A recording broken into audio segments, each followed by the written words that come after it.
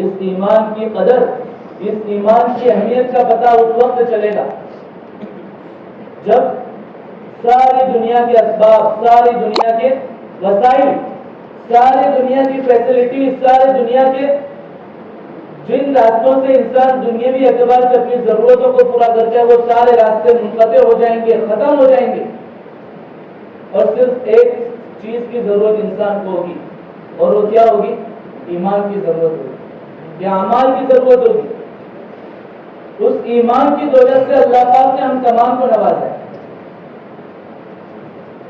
معمولی نعمت نہیں ہے بھائی۔ کتنی زندگی ہماری گزر گئی کہ ہم نے اپنے آپ کا محاسبہ کیا کہ اللہ نے مجھے اتنی قیمتی دولت دی، میں نے اس کی کیا قدردانی کی، میں نے اس کا کیا حق ادا کیا؟ تو وجہ کیا ہے؟ وجہ یہ ہے کہ اس کے پیچھے ہمارا کچھ لگا نہیں ہے، نہ اس میں ہماری جان کی قربانی لگی، نہ مال کی قربانی لگی، نہ جسم کی قربانی لگی، نہ روحانی کوئی قربانی لگی، نہ خواہشات کی قربانی لگی۔ کیا یہی وہ ایمان ہے جس کی خاطر صحابہ نے بے شمار قربانیاں دی؟ تاریخ اسلام کو ہم پڑھ کر کے دیکھتے ہیں تو ہمیں پتہ چلتا ہے کہ پوری تاریخ اسلام قربانیوں سے بھری ہوئی ہے، کہ بس کچھ بھی ہو جائے، جان جائے تو جائے، مال جائے تو جائے، گھر بار جائے تو جائے، ہر چیز کو چھوڑنے کے لیے تیار ہے، لیکن ایمان ہاتھ سے نہ جائے۔ جبکہ وہ ماحول کیسا تھا؟ نورانی ماحول تھا، دینی ماحول بالکل عام تھا۔ کیسی فضا تھی اس وقت کہ اس وقت فضا ایسی تھی، مدینہ منورہ کے بارے میں بتایا جاتا ہے کہ ایسا ماحول تھا، ایسا ماحول تھا کہ مسلمان تو مسلمان، منافق کے لیے اللہ کا حکم چھوڑنا مشکل تھا۔ منافق ہے، دل سے مان نہیں رہا، صرف زبان سے اقرار کیا ہے، دکھلاوا ہے، لیکن کیا نماز نہیں چھوڑ رہا ہے؟ کیوں؟ ماحول ایسا بنا۔ لیکن ایسے ماحول کے اندر بھی کہ اپنی ایمان کی حفاظت کی کی اور اپنے ایمان کی خاطر اب جان کا نذرانہ پیش کرنے کی نوبت آئی تو اپنی جان کو پیش کر دیا، مال کو پیش کرنے کی نوبت آئی، مال کو پیش کر دیا، ہر چیز کی قربانی دی۔ کیوں؟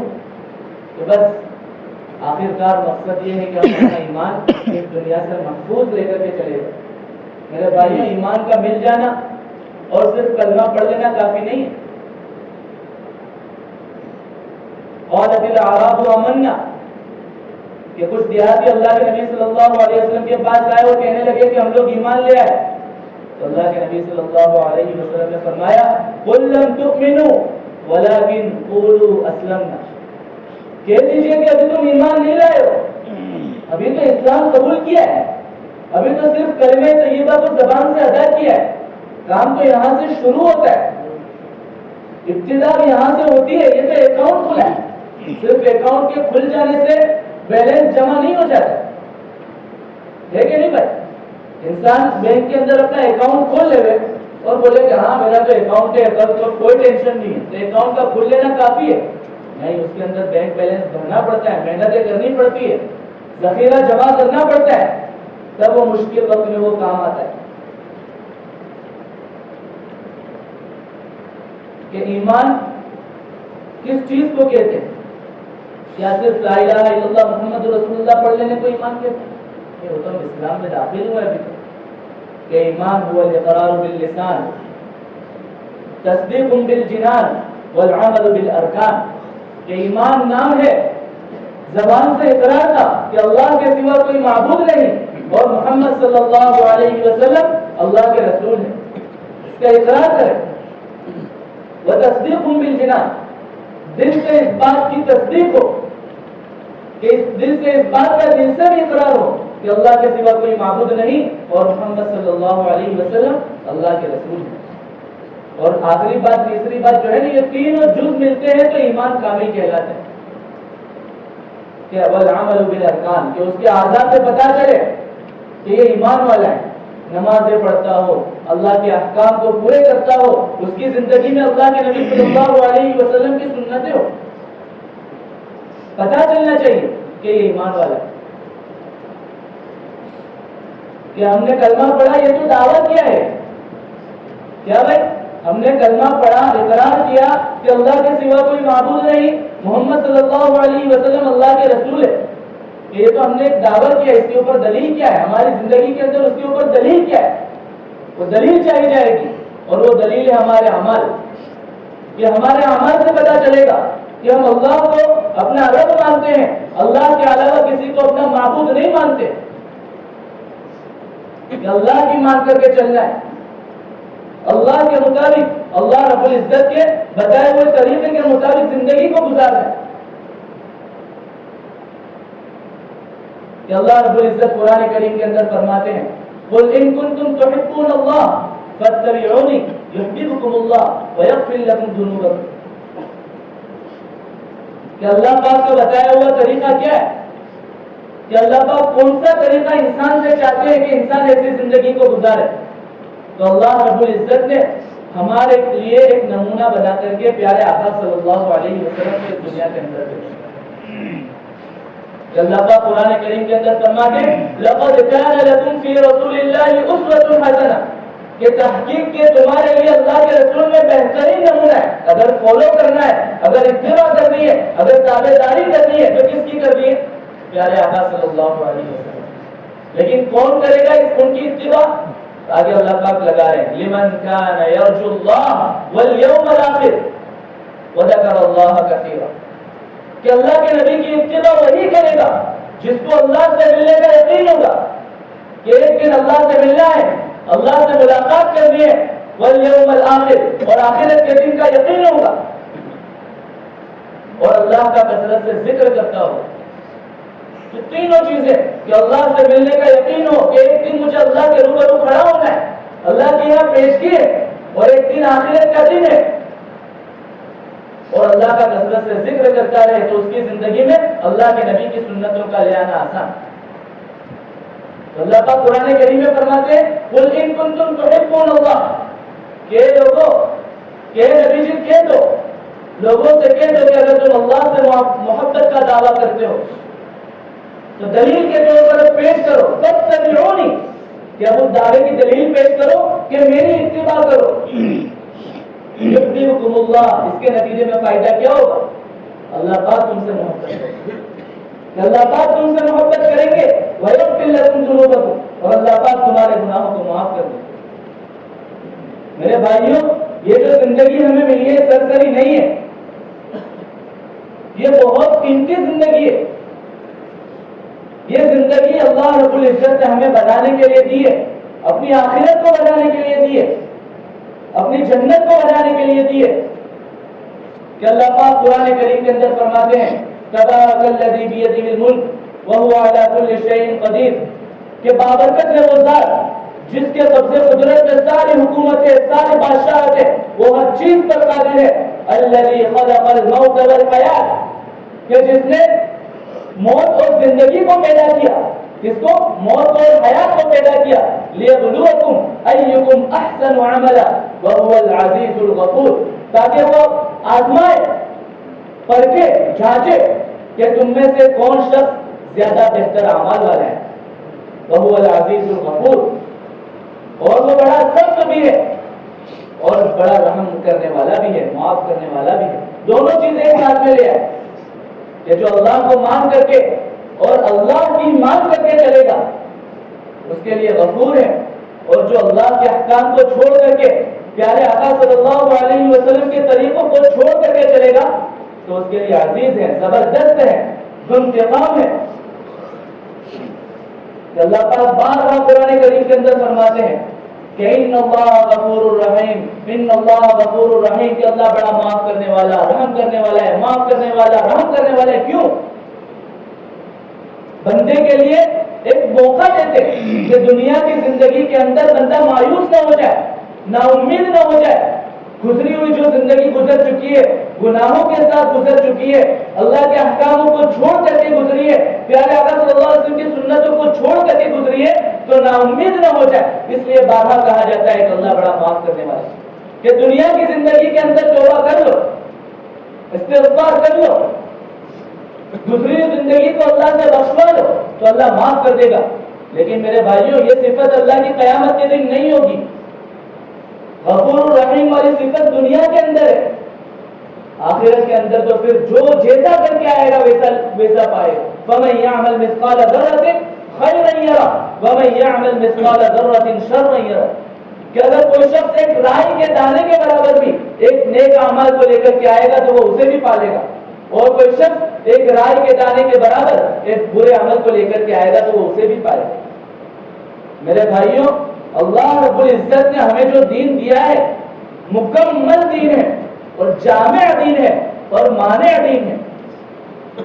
وہ جامع کسے کہتے ہیں؟ جامع یعنی جمع کرنے والا, کہ ہر خوبی اس میں موجود ہے, ہر خوبی کو اس میں جمع کر لیا ہے. کوئی ایسی خیر کی بات نہیں جسے اسلام نے جمع نہ کیا, کوئی ایسی بڑی بات نہیں جس کو اسلام نے اس کا احاطہ نہ کر لیا. اور مانع دین ہے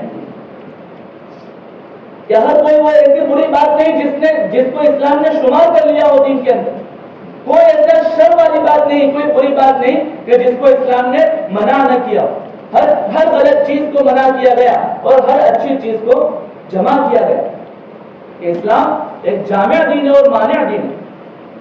کہ اللہ پاک قرآن کریم کے اندر فرماتے ہیں اليوم اکملت لکم دینکم واتممت علیکم نعمتی ورضیت لکم الاسلام دینا. کہ آج میں نے تمہارے لیے اپنے دین کو مکمل کر دیا.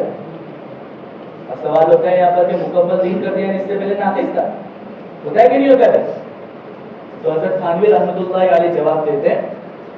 حضرت مولانا اشرف علی تھانوی رحمۃ اللہ علیہ بڑے حاضر جواب لکھتے ہیں کہ جس طرح سے ایک بچہ ہوتا ہے, بچہ پیدا ہوتا ہے تو اس کے کپڑے کتنے ہوتے ہیں, بڑے ہوتے ہیں کہ چھوٹے ہوتے ہیں؟ چھوٹے ہوتے ہیں. اس کی ضرورت کتنی ہے اس وقت, چھوٹی ہے, کم ہے, تو اس کے کپڑے کم کپڑوں میں اس کا کام چل جاتا ہے. تھوڑی عمر ہوتی ہے پھر اس کی سائز تھوڑی اور بڑھتی ہے, کپڑے اور بڑے آتے ہیں, پھر تھوڑی عمر ہوتی ہے پھر اور تھوڑے بڑھتے ہیں, یہاں تک کہ ایک عمر وہ آتی ہے کہ بس اس سے آگے اس کی ہائٹ بڑھتی نہیں ہے, اس کی لمبائی بڑھتی نہیں ہے. تو ضرورت کے حساب سے اس کے کپڑوں میں تبدیلی آتی گئی.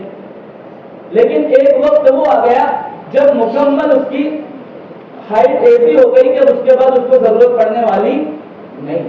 اسی طرح سے دین کے اندر تدریجاً بتدریجاً ایک کے بعد ایک ضرورت کے وقت اللہ کے احکامات اترتے گئے. پیارے آقا صلی اللہ علیہ وسلم ضرورت کے وقت رہبری کرتے گئے, یہاں تک کہ فتح مکہ کا دن وہ دن آیا جب سارا دین مکمل ہو چکا. ساری قیامت تک آنے والی آخری جو ضرورت ہوگی اس کا بھی حل اس میں ہو چکا. کوئی چیز ایسی نہیں ہے کہ جس کی اسلام نے رہبری نہ کی ہو. اللہ پاک قرآن کریم کے اندر فرماتے ہیں ان الدین عند اللہ الاسلام, کہ دین اللہ کے نزدیک صرف اور صرف کیا ہے بھائی, اسلام ہے. وَمَن يَبْتَغِي غَيْرَ الْإِسْلَامِ دِينًا فَلَن يُقْبَلَ مِنْهُ وَهُوَ فِي الْآخِرَةِ مِنَ الْخَاسِرِينَ. اور جو اسلام کے علاوہ اور کوئی دین لے کر کے آئے گا, کسی اور طریقے کے اوپر چل کر کے آئے گا, کسی اور کو اپنا آئیڈیا بنا کر کے آئے گا, تو پھر اس سے وہ قبول نہیں کیا جائے گا اور آخرت کے اندر وہ بڑا خسارہ اٹھانے والا ہے. اللہ پاک قرآن کریم کے اندر فرماتے ہیں یا ایھا الذین آمنوا ادخلوا فی السلم کافہ, کہ ایمان والو اسلام میں پورے داخل ہو جاؤ. ولا تتبعوا خطوات الشیطان, اور شیطان کے نقش قدم پر مت چلو. اسلام ایک قلعہ ہے, اس نے حصار کیا ہوا ہے کہ انسان جب پورے اسلام کے اوپر چلتا ہے تو گویا کہ وہ قلعے کے اندر محفوظ ہے. اور جیسے انسان کچھ چیزوں کے اندر اپنے آپ کو تابع دار بناتا ہے اور کچھ چیزوں سے ہٹاتا ہے تو گویا کہ وہ قلعے میں محفوظ نہیں ہے.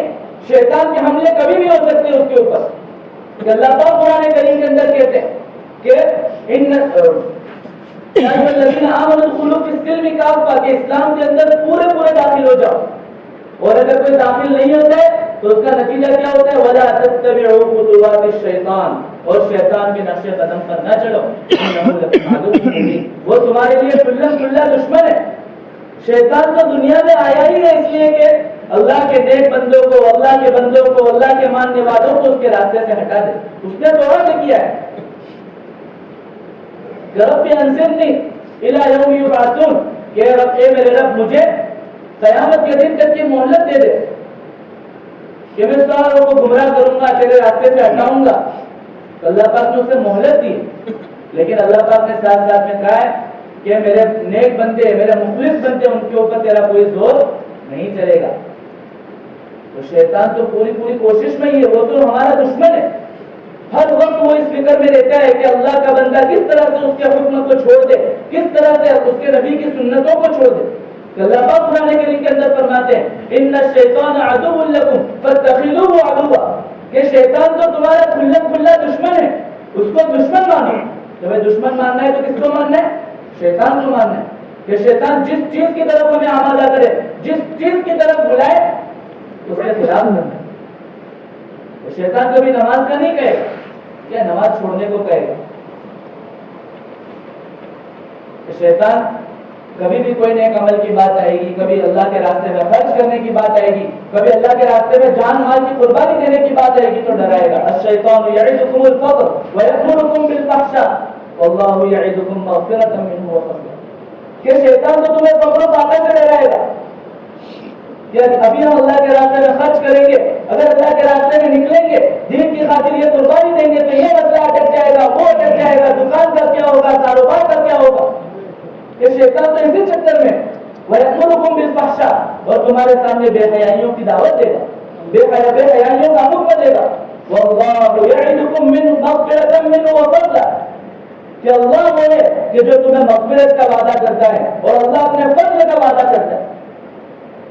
کہ میرے بھائیوں، اللہ پاک بارہا قرآن کریم کے اندر اپنے بندوں کو اپنی طرف متوجہ کرتے ہیں، اپنے بندوں کو اپنی طرف بلاتے ہیں کہ میرے بندہ اب آ جائے، رجوع کر لے، توبہ کر لے، استغفار کر لے.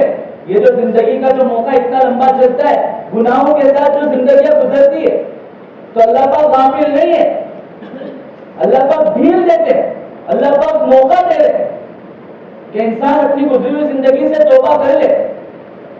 کہ اللہ پاک قرآن کریم کے اندر فرماتے ہیں قُلْ يَا عِبَادِيَ الَّذِينَ أَسْرَفُوا عَلَىٰ أَنفُسِهِمْ لَا تَقْنَطُوا مِن رَحْمَةِ اللَّهِ کہ اے میرے وہ بندو جنہوں نے اپنی جانوں پر ظلم کیا ہے، زیادتی کی ہے، اللہ کی رحمت سے مایوس ہونے کی ضرورت نہیں ہے.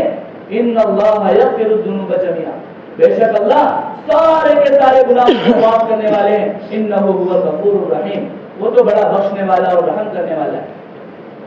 لیکن کوئی آئے تو صحیح، سچی پکی توبہ لے کر کے آئے تو صحیح. کہ اللہ کے نبی صلی اللہ علیہ وسلم نے فرمایا کل بنی آدم خطاؤن گناہ ہر ایک سے ہوتے ہیں. کہ اللہ پاک نے انسان کو دنیا کے اندر بھیجا تو دونوں طرح کے اختیارات دیے، خیر کا بھی مادہ ڈالا ہے اور شر کا بھی مادہ ڈالا ہے. ایسا نہیں ہے کہ صرف خیر ہی خیر اس سے وجود میں ہے، شر کا مادہ بھی. تبھی تو آزمائش ہے، تبھی تو امتحان ہے کہ بھائی دونوں طرح کے اختیار ہے.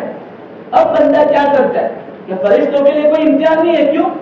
کیونکہ ان کے پاس صرف ان کے اندر خیر کا مادہ ڈالا گیا، ان کے لیے کوئی امتحان نہیں. وہ اگر برائی کرنا چاہے تو بھی نہیں کر سکتے، اگر وہ کوئی گناہ کرنا چاہے تو بھی نہیں کر سکتے. کیوں؟ کہ ان کے اندر گناہ کی طاقت ڈالی ہی نہیں گئی، گناہ کی صلاحیت ان کے اندر ڈالی ہی نہیں گئی. انسان کے اندر اللہ رب العزت نے دونوں مادے ڈالے. اب اللہ پاک آزماتے ہیں کہ انسان کون سے راستے کو اپناتا ہے، کون سے مادے کا اختیار کرتا ہے. اب یہ انسان کے ہاتھ میں. تو میرے بھائیوں، اس دنیا میں آنے کا مقصد ہمارا جو ہے، خلاصہ کلام یہ ہے کہ اس دنیا میں آنے کا ہمارا مقصد جو ہے وہ اللہ رب العزت کی اتباع ہے، اللہ رب العزت کی عبادت ہے. میں نے پیارے آقا صلی اللہ علیہ وسلم کے طریقے کے اوپر چلنا ہے. کہ اللہ رب العزت قرآن کریم کے اندر فرماتے ہیں ما آتاکم الرسول فخذوه وما نهاکم عنه فانتهوا کہ رسول تمہیں جو دے اسے لے لو اور جن باتوں سے روک دے اس سے رک جاؤ. کہ بھئی ہماری کامیابی کس میں ہے؟ اسی میں ہے. آج دنیا کا ماحول کیسا ہے؟ دنیا دنیا دنیا. باہر چلے جاؤ 5 منٹ کھڑے رہ جاؤ، دنیا اور دنیا ہی کے تذکرے ملیں. کہ دنیا کے اسباب بندہ ایک گلی سے دوسری گلی، ایک کونے سے دوسرے کونے پر چلا جائے، ممکن نہیں ہے کہ گناہ سے محفوظ ہو کر کے پہنچ سکے. ایسا ماحول، ایسے ماحول میں میرے بھائیوں اپنے آپ کی حفاظت کرنا، اپنے ایمان کی حفاظت کرنا اور زیادہ ضروری ہو جاتا ہے. صحابہ کا تو ایسا ماحول تھا، پورا دینی ماحول تھا. میں نے بتایا نا کہ منافق نماز پڑھنے پر مجبور تھے، ایسا ماحول تھا. لیکن ایسے ماحول کے اندر بھی ذرہ برابر صحابہ کو شک ہوتا تھا، شبہ ہوتا تھا، اپنے ایمان کا شائبہ ہوتا تھا تو چیخنا چلانا شروع کر دیتے تھے. حضرت حنظلہ رضی اللہ تعالیٰ عنہ کے بارے میں آتا ہے کہ اللہ کے نبی صلی اللہ علیہ وسلم کی مجلس میں تھے، جنت جہنم کا تذکرہ ہو رہا ہے، ایمان کی آخرت کی باتیں ہو رہی ہیں. تو بس ایک احساس، ایک تصور، جب وہاں سے نکلے گھر پر آئے، بیوی بچے اور تھوڑا انہی کے اندر مشغول ہوئے، اور یکایک یاد آیا کہ وہاں میری کیفیت کیا تھی اور یہاں کیفیت کیسی ہو گئی. فوراً کھڑے ہو گئے. یہ صحابہ کرام کی صفت دیکھو، اپنے بارے میں کتنا چوکنا رہتے تھے، کتنے حاضر رہتے تھے کہ کہیں میرا ایک لمحہ ایسا نہ ہو کہ میرا غفلت میں گزر جائے اور اس حال میں موت آ جائے. فوراً کھڑے ہو گئے اور کیا بات گلی کے اندر چلانا شروع کر دیا، نافق حنظلہ، نافق حنظلہ، حنظلہ تو منافق ہو گیا، حنظلہ تو منافق ہو گیا. کہ حضرت ابو بکر رضی اللہ عنہ ملے، کہنے لگے کیا بات ہے؟ کہا حنظلہ منافق ہو گیا. تو کہا کیا ہوا؟ تو بتایا کہ ہم جب اللہ کے نبی صلی اللہ علیہ وسلم کی مجلس میں ہوتے ہیں، جب آخرت کی باتیں آتی ہے، جنت جہنم کی باتیں آتی ہے، تو اس وقت ہماری کیفیت کچھ اور ہوتی ہے. اور جب ہم بیوی بچوں کے ساتھ جاتے ہیں، تھوڑے مشغول ہوتے ہیں، تو کیفیت میں تبدیلی آ جاتی ہے. تو کہنے لگے ہاں یہ تو بات میرے ساتھ بھی ہے. اللہ کے نبی صلی اللہ علیہ وسلم کے پاس پہنچے، اللہ کے نبی صلی اللہ علیہ وسلم کو یہی بات کہی کہ حنظلہ منافق ہو گیا. اللہ کے نبی نے کہا کیا بات ہے بھائی؟ تو بتایا یہ سارا ماجرا. تو اللہ کے نبی صلی اللہ علیہ وسلم نے فرمایا کہ اگر تمہاری یہی ایک کیفیت ہر حال میں ہونے تو فرشتے تم سے بستروں کے اوپر اور راستوں کے اوپر مصافحہ کرنے آئے. تو پتا چلا، ایک بات تو یہ پتا چلی کہ صحابہ اپنے ایمان کے متعلق کتنے فکر مند تھے، جبکہ ماحول کیسا تھا اس وقت؟ بالکل وحی والا ماحول تھا. اللہ کے رسول صلی اللہ علیہ وسلم کی صحبت اس وقت مل رہی تھی، لیکن اس کے باوجود بھی اپنے ایمان کی خاطر اتنے حساس تھے.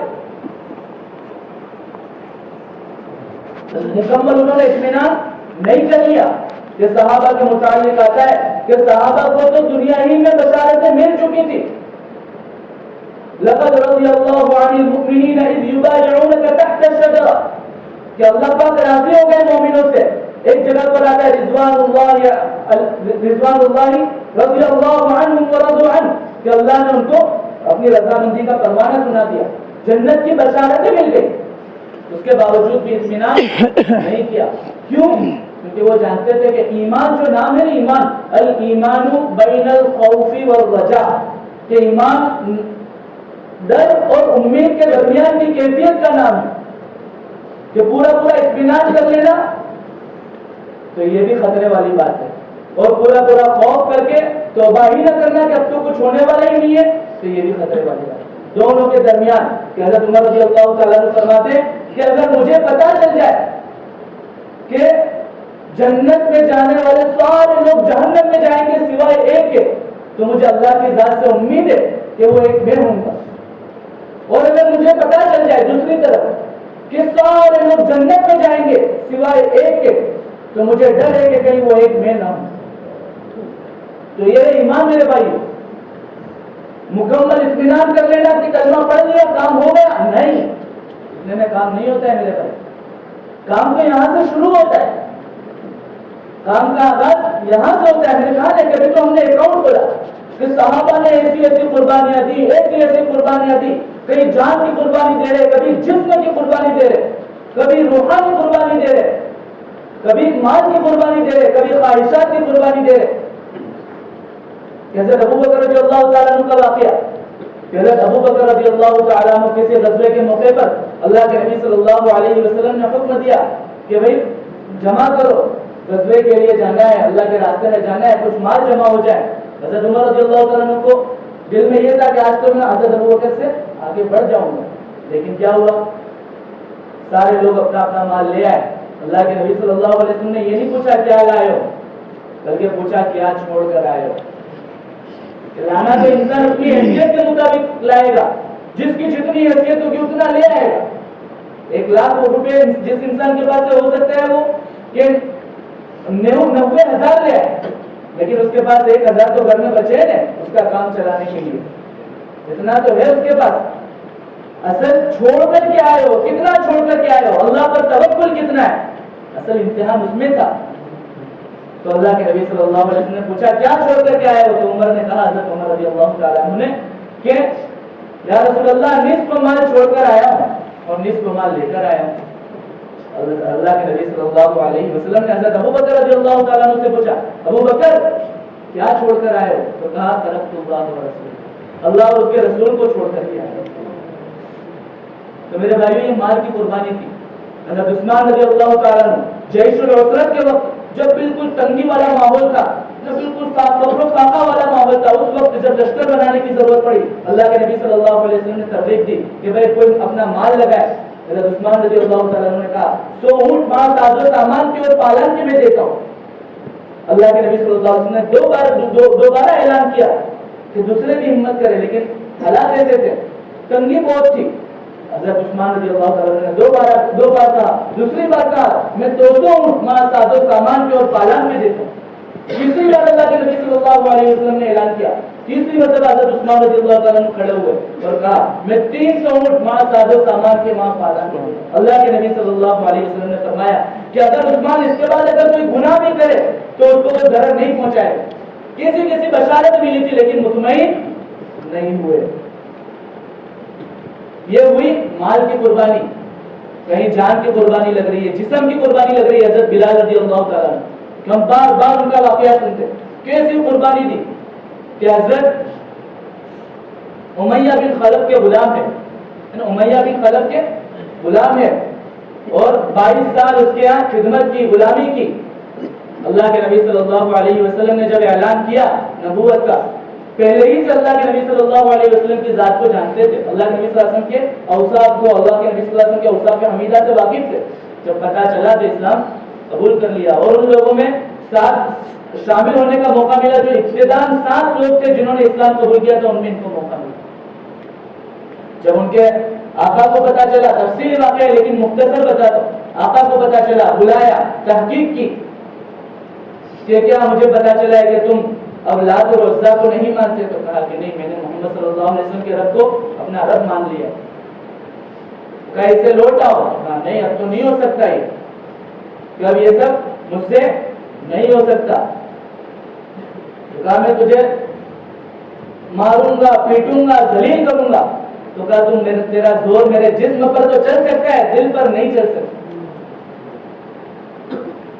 रिवायतों के अंदर आता है कि हज़रत बिलाल रज़ियल्लाहु ताला अन्हु को दोपहर की तपती हर्रा मकाम, अरब के अंदर हर्रा एक जगह है, वहां की धूप जो है ना बड़ी तेज होती है और बड़ी मशहूर होती है।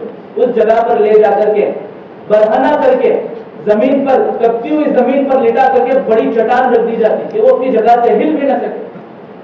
हज़रत साद इब्न अबी वक्कास कहते हैं कि मैंने एक मौके पर बिलाल को देखा तो मैंने ऐसे हालत में देखा कि वो जिस जगह पर, जिस पत्थर के नीचे थे, अगर उस पत्थर के नीचे अगर एक गोश्त का टुकड़ा रख दिया जाता तो वो भुन जाता।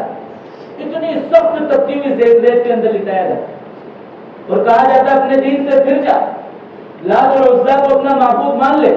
लेकिन क्या कहते हैं, अहद अहद, अल्लाह एक है, अल्लाह एक है। ये दीन की खातिर कुर्बानी है। इस दीन की अजमत को समझा, अपने ईमान की कदर की, अपने ईमान को समझा कि अगर ये दुनिया की जिंदगी खत्म हो भी गई तो कुछ नहीं, अगर ये जान चली गई तो भी कुछ नहीं, आखिरत तो बन जाएगी, जन्नत तो मिल जाएगी, मरने के बाद की जो हमेशा हमेशा की जिंदगी है वो तो संवर जाएगी। रिवायतों के अंदर आता है उनके आका ने बहुत कोशिश की, नहीं माने। फिर उसने वहां के लड़कों को हुक्म दिया, अपने दूसरे गुलामों को हुक्म दिया कि इसको, तुम्हें इजाजत है, इसको खूब मारो, खूब मारो। रिवायतों के अंदर आते बारियां लगाते थे, थक जाते थे, दूसरा मारना शुरू करता था, वो थक जाता, तीसरा मारता, लेकिन अपने ईमान से हटे नहीं।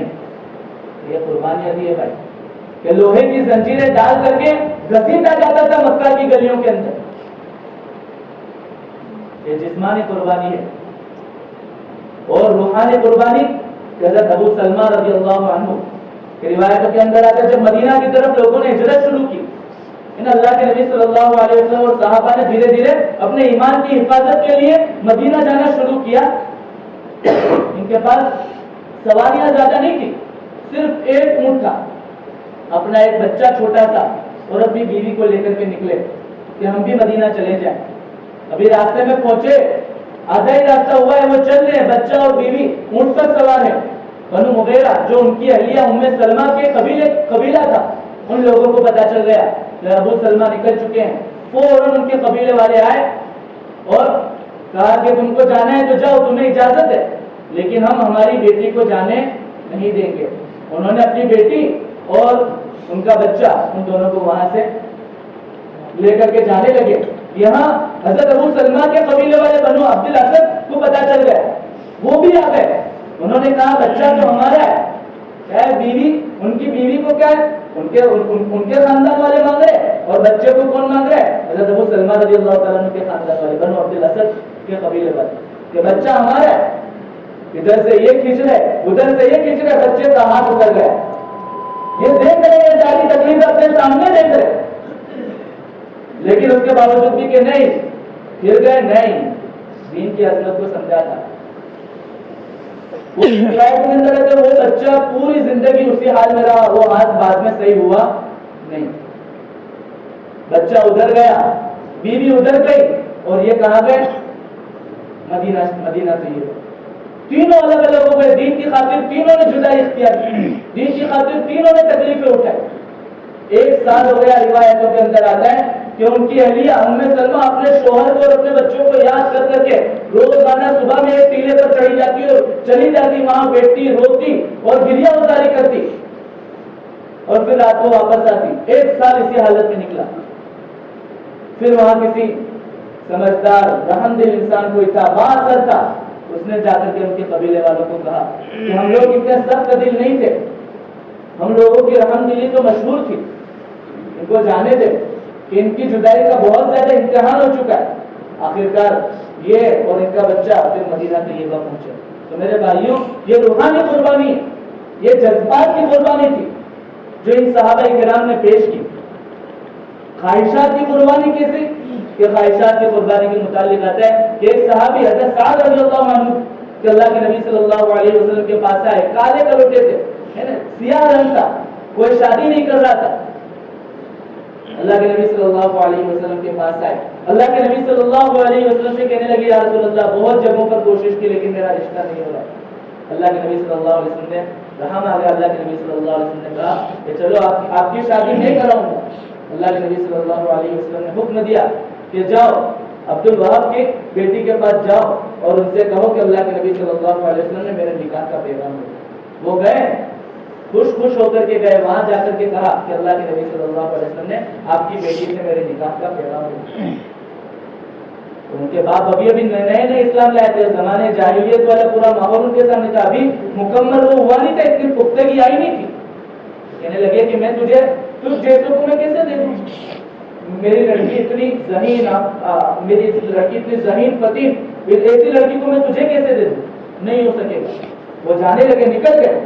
ان کی لڑکی فوراً کہ اللہ کے نبی صلی اللہ علیہ وسلم کا حکم ہے انکار کر دیا, کہ آواز دی, باپ کے کہنے کا بھی انتظار نہیں کیا, آواز دے کر کے کہا کہ اگر اللہ کے نبی نے اگر کہا ہے تو اللہ اور اس کے رسول جس چیز میں راضی ہیں اس میں راضی ہوں. لیکن دیر ہو چکی, وہ تھوڑے آگے نکل چکے تھے. وہ اللہ کے نبی صلی اللہ علیہ وسلم کے پاس آئے, ان کی لڑکی نے انہیں ڈانٹا, اور تفصیلی تھوڑی بات ہے, وہ فوراً انہیں احساس ہوا. اللہ کے نبی صلی اللہ علیہ وسلم کے پاس آئے اور معذرت کی کہ یا رسول اللہ مجھے پورا اطمینان بھی نہیں تھا کہ آپ ہی نے بھیجا ہے. اللہ کے نبی صلی اللہ علیہ وسلم نے عذر قبول کیا اور کیا عقد کر دیا, نکاح ہو چکا. اب وہ اپنی اہلیہ کے لیے کیا کر رہے, سامان لینے کے لیے جا رہے تھے کہ دلہن ہے, ان کے لیے سامان لے آؤ, کچھ رقم تھی ان کے پاس, لیکن ابھی نکلے ہیں اللہ کے دین کا ہے, اللہ کے دین کی خاطر اعلان ہوا کہ بھائی اللہ کے راستے میں دین کی خاطر نکلنا ہے, غزوہ کے لیے نکلنا ہے. تو پھر یہ نہیں سوچا کہ بھائی اب نئی شادی ہوئی ہے, تھوڑا 2-4 دن رہ لوں, نہیں. اسی وقت وہ جو سامان لینے کے لیے نکلے تھے اس سامان سے نیزہ لے لیا, تلوار لے لی, اور کیا گھوڑا لے لیا, یہ ساری چیزیں لے لی, اور اللہ کے نبی صلی اللہ علیہ وسلم کے ساتھ غزوہ میں شریک ہوئے اور شہادت ہوئی.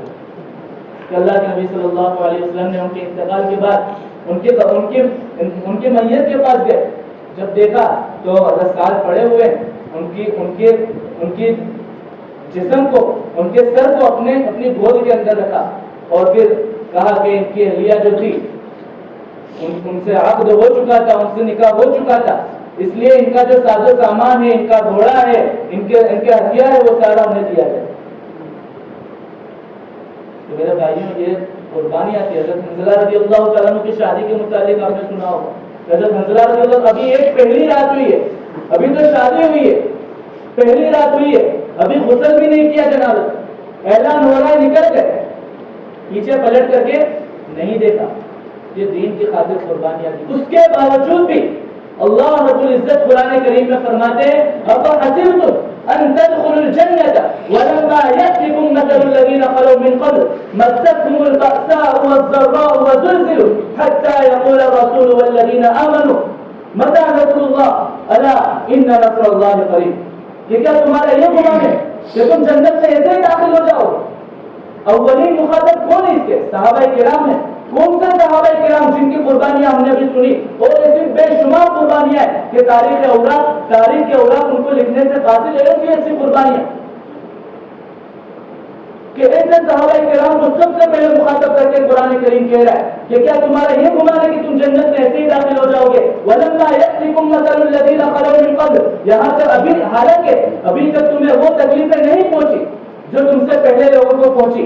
مَسَّتْهُمُ الْبَأْسَاءُ وَالضَّرَّاءُ، انہیں تکلیفیں آئی، انہیں آزمائش آئی، وَزُلْزِلُوا، انہیں جھنجھوڑا گیا، ہلایا گیا، حَتَّى يَقُولَ الرَّسُولُ وَالَّذِينَ آمَنُوا مَعَهُ مَتَىٰ نَصْرُ اللَّهِ، یہاں تک کہ ایسے حالات آئے کہ رسول تک کہنے پر مجبور ہو گئے اور ان کے ساتھ ایمان والے کہنے پر مجبور ہو گئے، اللہ کی مدد کب آئے گی، اللہ کی مدد کب آئے گی؟ پھر اللہ کی طرف سے اعلان ہوا الا ان نصر اللہ قریب، کہ سن لو، باخبر ہو جاؤ، اللہ کی مدد قریب ہے۔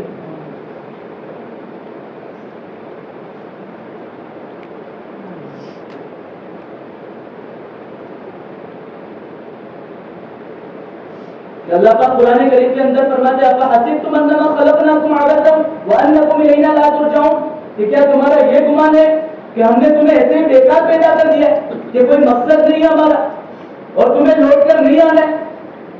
اللہ پاک انسانوں سے کہہ رہے ہیں، ہم ہی سے مخاطب کر رہے ہیں کہ ہم نے تمہیں بیکار پیدا نہیں کیا، کہ وَمَا خَلَقْتُ الْإِنسَ وَالْجِنَّ إِلَّا لِيَعْبُدُونِ، کہ میں نے انسان اور جنات کو تو اپنی عبادت کے لیے پیدا کیا، اپنی بندگی کے لیے پیدا کیا۔ تو میرے بھائیوں، ہم سب کے سامنے آخرت ہے، ہم سب کے سامنے آخرت ہے، ہم سب کے سامنے اپنی موت ہے، یعنی موت کے بعد کی زندگی ہے، بے شمار آگے مراحل ہیں، ان مراحل سے ہم میں سے ہر ایک کو گزرنا ہے۔ کہ خالی ایک آیت پڑھ کر بتاتا ہوں، ایک تھوڑا سا ٹکڑا کر کے بتاتا ہوں کہ کیسا مرحلہ ہوگا۔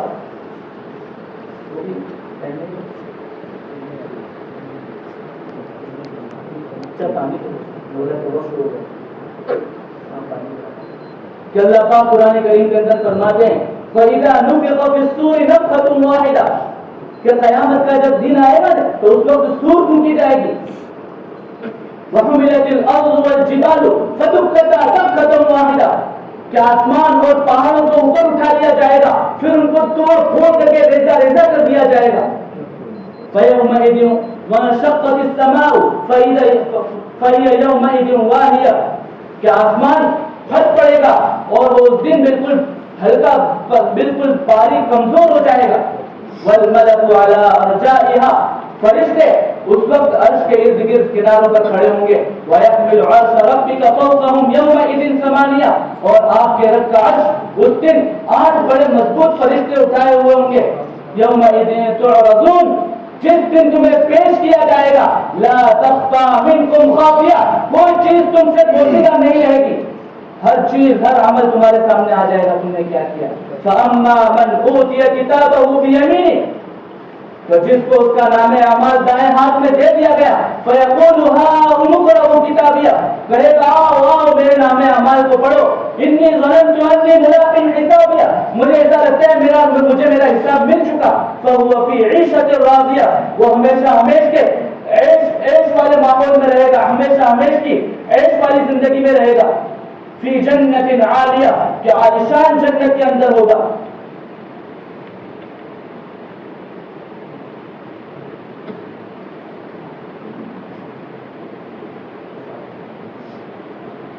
فی جنت عالیہ کہ عالیشان جنت کے اندر ہوگا. قطوفہا دانیہ کہ کیسی جنت کہ انسان جب چاہت کرے گا کہ مجھے یہ پھل ملے وہ آٹومیٹک نیچے آ جائے گا, اس کے پھل نیچے جھک جائیں گے. قطوفہا دانیہ کلوا واشربوا ہنیئا بما اسلفتم فی الایام الخالیہ. کھاؤ پیو ان اعمال کے بدلے میں جو تم نے ایام خالیہ میں کیے ہیں. ایام خالیہ یعنی کیا ہے بھائی؟ یہی دنیا کی زندگی. لیکن آگے سنو, وَأَمَّا مَنْ أُوتِيَ كِتَابَهُ وَرَاءَ ظَهْرِهِ وَأَمَّا مَنْ أُوتِيَ كِتَابَهُ بِشِمَالِهِ اور جس کو اس کا نامہ اعمال بائیں ہاتھ میں دے دیا گیا, فَيَقُولُ يَا لَيْتَنِي لَمْ أُوتَ كِتَابِيَهْ کہے گا کاش مجھے میرا نامہ اعمال نہ ملتا. وَلَمْ أَدْرِ مَا حِسَابِيَهْ کہ مجھے پتہ ہی نہ چلتا کہ میرا حساب کتاب کیا ہے, میرا حساب کیا ہے. یا لیتہا کانت القاضیہ کاش موت میرا ہمیشہ کا کام تمام کر دیتی کہ کبھی دوبارہ زندہ ہی نہ ہونا پڑتا. ما اغنا عنی مالیہ مجھے تو میرا مال کوئی کام نہ آیا. ہلک عنی سلطانیہ کہ میرا جو اقتدار تھا, میرا پاور تھا, میرا جو کنٹرول تھا, جو دنیا کے اندر تھا, میرا ایک رتبہ تھا, ایک عہدہ تھا, سب ختم ہو گیا. خذوہ فغلوہ اب اللہ پاک حکم دیں گے اسے پکڑو اور اسے زنجیروں میں جکڑ دو. ثم الجحیم صلو پھر اسے جہنم کے اندر دھکیل دو. ثم فی سلسلۃ ذرعها 70 ذراعا فاسلکوہ پھر اسے ایسی جہنم کے اندر جس میں 70 گز لمبی زنجیروں سے اسے ڈالا جائے گا. فاسلکوہ اس کے اندر ڈال دو. انہ کان لا یؤمن باللہ العظیم وہ عظیم رب کے اوپر, عظیم پروردگار کے اوپر ایمان نہیں لاتا تھا. ولا يحض على طعام المسکین اور مسکین اور یتیموں کو کھانا کھلانے کی لوگوں کو آمادہ نہیں کرتا تھا. فلیس له اليوم هاهنا حمیم آج اس کا کوئی مددگار نہیں ہوگا. ولا طعام الا من غسلین اور کھانا اسے نہیں ملے گا مگر غسلین والا. غسلین کے بارے میں آتا ہے کہ جہنمیوں کے خون اور پیپ کو دھو کر کے جو نکلے گا وہ اسے پلایا جائے گا. کہ روایتوں کے اندر آتا ہے کہ اگر اس کا ایک پیالہ یا ایک ڈول اگر دنیا کے اندر ڈال دیا جائے پوری دنیا بدبو سے بھر جائے. لا یأکلہ الا الخاطئون کہ اسے نہیں کھائیں گے مگر خطاکار, گنہگار. تو میرے بھائیوں یہ سارے مراحل ہیں, اس سارے مراحل سے ہر انسان کو گزرنا ہے. کل نفس ذائقۃ الموت ہر نفس کو موت کا مزہ چکھنا ہے. وَإِنَّمَا تُوَفُّونَ أُجُورَكُمْ يَوْمَ الْقِيَامَةِ اور تمہیں تمہارے اعمال کا پورا بدلہ دیا جائے گا. فَمَنْ زُحْزِحَ عَنِ النَّارِ وَأُدْخِلَ الْجَنَّةَ فَقَدْ فَازَ جسے جہنم کی آگ سے دور کر دیا گیا اور جنت میں داخل کر دیا گیا تو وہی کامیاب ہے. وَمَا الْحَيَاةُ الدُّنْيَا إِلَّا مَتَاعُ الْغُرُورِ دنیا کی زندگی تو دھوکے کا سامان کہ دنیا کی حیثیت کو, دنیا کی قیمت کو سمجھنے کے لیے اتنا ہی کافی ہے کہ دنیا کو بنانے والا خود کہتا ہے کہ یہ دنیا دھوکے کا گھر ہے. میرے بھائیوں یہ دنیا دل لگانے کے لیے نہیں ہے, کام چلانے کے لیے ہے. یہ دنیا کام چلانے کے لیے, دل لگانے کے لیے نہیں ہے. حقیقت والی زندگی تو کیا ہے؟ آخرت ہے. اللہ پاک قرآن کریم کے اندر فرماتے ہیں وَمَا هَذِهِ الْحَيَاةُ الدُّنْيَا إِلَّا لَعِبٌ وَلَهْوٌ دنیا کی زندگی تو ایک کھیل کود ہے. وَلَلدَّارُ الْآخِرَةُ لَهِيَ الْحَيَوَانُ کہ حقیقت میں آخرت کی جو زندگی ہے وہ کوئی زندگی ہے. لَوْ كَانُوا يَعْلَمُونَ کاش انہیں پتا چلتا. ہمارے سامنے وہ زندگی ہے. اللہ پاک اللہ کے نبی صلی اللہ علیہ وسلم سے کہہ رہے ہیں وَلَلْآخِرَةُ خَيْرٌ لَكَ مِنَ الْأُولَىٰ کہ آخرت کی زندگی دنیا سے کئی گنا زیادہ بہتر ہے. میرے بھائیوں اس دنیا کے اندر رہ کر کے آخرت کی تیاری کرنی ہے. ہر انسان سے وہاں حساب کتاب ہونا ہے, اپنی زندگی کو بنانا ہے, اپنی آخرت کو سنوارنا ہے. اور اس کے لیے یہی موقع ہے کہ اللہ کے نبی صلی اللہ علیہ وسلم نے فرمایا ما تزال قدم عبد یوم القیامت حتی یسأل عن 40 کہ قیامت کے دن آدمی کے قدم اس کی جگہ سے اس وقت تک نہیں لیں گے جب تک کہ اسے 4 چیزوں کے متعلق سوال نہ کر لیا جائے. بھئی کون سی 4 چیزیں؟ عن عمرہ فیما افناہ سب سے پہلا سوال ہوگا زندگی کے متعلق کہ زندگی کو کہاں گزارا, کہ اللہ کو راضی کرنے والے کاموں میں گزارا یا اللہ کو ناراض کرنے والے کاموں میں گزارا؟ دوسرا سوال ہوگا وعن شبابہ فیما ابلا، جوانی کو کہاں گزارا؟ اللہ کو راضی کرنے والے کاموں میں گزارا یا اللہ کو ناراض کرنے والے کاموں میں گزارا؟ جوانی کو الگ لانے کا مقصد یہ ہے کہ جوانی کی اہمیت پتہ چلے کہ اللہ کے نبی صلی اللہ علیہ وسلم نے خاص طور پر اس کا الگ سے ذکر کیا کہ جوانی کتنی قیمتی ہے، جوانی کتنی زیادہ اہم ہے۔ تیسرا سوال ہوگا وعن مالہ من این اکتسبہ وفیما انفقہ، کہ مال کے متعلق سوال ہوگا کہاں سے کمایا تھا اور کہاں خرچ کیا۔ میرے بھائیو آج یہ سارے مسائل ہیں، مال کے متعلق بڑے مسائل، کہ آدمی کما رہا ہے اس کو ایسا لگ رہا ہے ظاہری اعتبار سے کہ میں تو حلال کما رہا ہوں، لیکن مجھے پتا نہیں ہے، تجارت کرنے گیا جھوٹ بول دیا، کسی چیز کی اہمیت اتنی بتا دی جتنی اس کی اہمیت تھی نہیں۔ کہ اللہ پاک قرآن کریم کے اندر مال کا کہ جو پیٹ میں جو غذا جاتی ہے نا کہ اس کا حلال ہونے کا اثر کتنا ہے کہ یا ایھا الذین آمنوا کلوا من الطیبات واعملوا صالحا، کہ ایمان والو پاکیزہ چیزیں کھاؤ، پاک چیزیں کھاؤ اور نیک اعمال کرو۔ تو پاک چیزیں کھائی جائے گی، حلال چیزیں کھائی جائے گی تو اس کا کانٹیکٹ ہے، اس کا ربط ہے اعمال صالحہ کے ساتھ۔ جو انسان حلال حرام کی تمیز نہیں کرتا ہے، جو کچھ آتا ہے کھا لیتا ہے، پی لیتا ہے، تو میرے بھائیوں اعمال صالحہ کی توفیق نہیں ہوتی، عبادتوں کی توفیق اسے نہیں ہوتی ہے۔ وَعَنْ عِلْمِهِ مَاذَا عَمِلَ فِيهِ، چوتھا سوال ہوگا علم کے اوپر کیا عمل کیا؟ میرے بھائیوں ہم سب کے سامنے ایک زندگی ہے، ہم سب کے سامنے آخرت ہے، ہم سب کے سامنے موت ہے، ہم سب کے سامنے محشر ہے کہ یوم یفر المرء من اخیہ، وہ ایسا منظر ہے ہم سب کے سامنے جب بھائی بھائی سے بھاگے گا، وَأُمِّهِ وَأَبِيهِ، ماں سے بھاگے گا، باپ سے بھاگے گا، وَصَاحِبَتِهِ وَبَنِيهِ، اپنی بیوی سے بھاگے گا، بچوں سے بھاگے گا، لِكُلِّ امْرِئٍ مِّنْهُمْ يَوْمَئِذٍ شَأْنٌ يُغْنِيهِ، ہر انسان اس وقت ایسے ٹینشن میں ہوگا جو اسے دوسروں سے بیزار کر دے گا کہ یوم ترونہا تذہل کل مرضعۃ عما ارضعت، کہ اس دن تم دیکھو گے کہ ہر دودھ پلانے والی اپنے دودھ پینے والے بچے کو بھول جائے گی، وتضع كل ذات حمل حملها، حمل والی عورت اپنا حمل جن بیٹھے گی، وترى الناس سکارا، تو لوگوں کو دیکھے گا کہ وہ نشے کی حالت میں ہے، وما هم بسکارا، حالانکہ وہ نشے میں نہیں ہوں گے، ولكن عذاب اللہ شدید، لیکن اس وقت ماحول ایسا ہوگا، عذاب اللہ کا اتنا خطرناک ہوگا کہ انسان اس عذاب کو دیکھ کر کے گویا کہ نشے میں مدہوش ہو جائے گا۔ تو میرے بھائیوں وہ سارے مراحل ہیں، ان سارے مراحل کی تیاری ہم سب کو فردن اپنی ذات کی سب سے پہلے کرنی ہے اور پھر اپنے گھر والوں کی کرنی ہے کہ اللہ پاک قرآن کریم میں فرماتے ہیں یا ایھا الذین آمنوا قوا انفسکم واہلیکم نارا، یا ایھا الناس قوا انفسکم واہلیکم نارا، کہ لوگوں سب سے پہلے اپنے آپ کو اور اپنے گھر والوں کو جہنم کی آگ سے بچاؤ، اور جنت میں داخل ہونے کے لیے، جہنم سے بچنے کے لیے اور اپنے گھر والوں کو، اپنے اہل و عیال کو، اپنی بستیوں کو اور امت کے ایک ایک فرد کو جنت میں داخلہ ہو جائے، اس کے لیے میرے بھائیو یہ دنیا کی زندگی ہے، اسی دنیا کے اندر اسی دنیا کی زندگی کو سنوارنا ہے، اسی دنیا کی زندگی کو بنانا ہے، اللہ کے حکموں والی بنانی ہے، پیارے آقا صلی اللہ علیہ وسلم کے طریقوں والی بنانی ہے، اور ایسی زندگی گزار کر کے جانا ہے کہ میرے بھائیو اللہ بھی راضی ہو، اس کے رسول بھی راضی ہو اور اس کے بندے بھی راضی ہو۔ کہ ہر چیز کی محنت ہے میرے بھائی، ہر چیز کی محنت ہے، دنیا میں ایک روپیے کے لیے بھی محنت ہوتی ہے، حالانکہ اس کے متعلق اللہ پاک فرماتے ہیں وَكَأَيٍّ مِّن دَابَّةٍ لَا تَحْمِلُ رِزْقَهَا اللَّهُ يَرْزُقُهَا وَإِيَّاكُمْ، کہ دنیا میں جتنے بھی چوپائے چلنے پھرنے والے ہیں وہ اپنے رزق کو اٹھائے نہیں پھرتے، اللہ ان کا رزق ان کو دیتا ہے اور تمہیں بھی دیتا ہے۔ اللہ پاک ایک موقع کے اوپر فرماتے ہیں وَمَا مِن دَابَّةٍ فِي الْأَرْضِ إِلَّا عَلَى اللَّهِ رِزْقُهَا، زمین پہ جتنے چلنے پھرنے والے ہیں رزق کی ذمہ داری اللہ کی ہے۔ تو میرے بھائیوں جس چیز کی ذمہ داری اللہ نے لی اس کی فکریں ہم کر رہے ہیں، اور جس چیز کی ذمہ داری ہم پر ہے اس سے ہم منہ موڑ رہے ہیں۔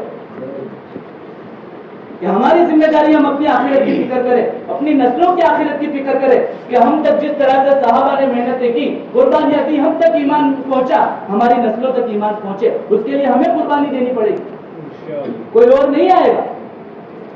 اور میرے بھائیوں اگر ہم قربانی دیتے ہیں، اللہ ہم سے کام لیتا ہے تو یہ ہماری سعادت ہے کہ اللہ پاک تو قرآن کریم میں فرماتے ہیں وَإِن تَوَلَّوْا يَسْتَبْدِلْ قَوْمًا غَيْرَكُمْ ثُمَّ لَا يَكُونُوا أَمْثَالَكُمْ، اگر تم منہ موڑو گے تو اللہ کو کوئی پرواہ نہیں، اللہ دوسرے قوم کو لا کر کے کھڑا کر دے گا، وہ تمہاری طرح نہیں ہوں گے۔ تو میرے بھائیوں اگر دین کی خدمت کے اندر دین کی محنت کے اندر اللہ کا دین سب سے پہلے ہماری زندگی میں آ جاوے اس کی فکروں کے اندر اگر ہمارا حصہ لگ جاتا ہے تو سب سے پہلی بڑی سعادت ہماری ہے یہ ہماری خوش نصیبی ہے تو میرے بھائیوں اپنی آخرت کو سامنے رکھیں اپنی نسلوں کی آخرت کو سامنے رکھیں اور اس کے لیے میرے بھائیوں صحابہ نے تو کیسی کیسی قربانیاں دی جان کی قربانی دی مال کی قربانی دی جسم کی قربانی دی روح کی قربانی دی جذبات کی قربانی دی صلاحیت کی قربانی دی ہمیں اتنی سب قربانیاں نہیں چاہیے جاتی ہم سے تو